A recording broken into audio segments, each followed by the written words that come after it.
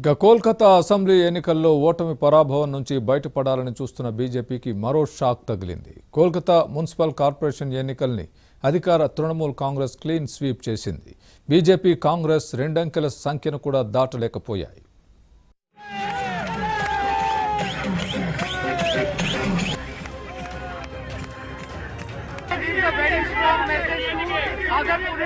పశ్చిమ బెంగాల్లో అధికార టీఎంసీ మరో భారీ విజయాన్ని నమోదు చేసుకుంది. కోల్కతా మున్సిపల్ కార్పొరేషన్ ఎన్నికలను క్లీన్ స్వీప్ చేసింది. మొత్తం 144 స్థానాలకు గాను 134 వార్డులను తన ఖాతాలో వేసుకుంది.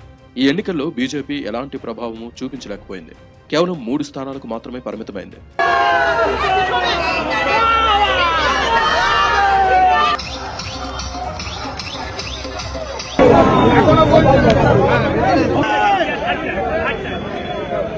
లెఫ్ట్, కాంగ్రెస్ కూడా చెరో 2 స్థానాలతో సరిపెట్టుకున్నాయి.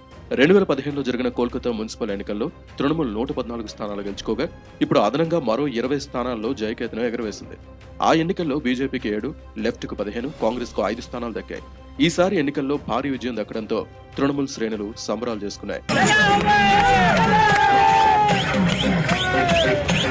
తృణమూల్ కాంగ్రెస్ విజయం బెంగాల్ ఎన్నికల అధికారి సౌరభ్ దాస్ కి దక్కుతుందంటూ బీజేపీ నేత సువేందు అధికారి ట్వీట్ చేశారు.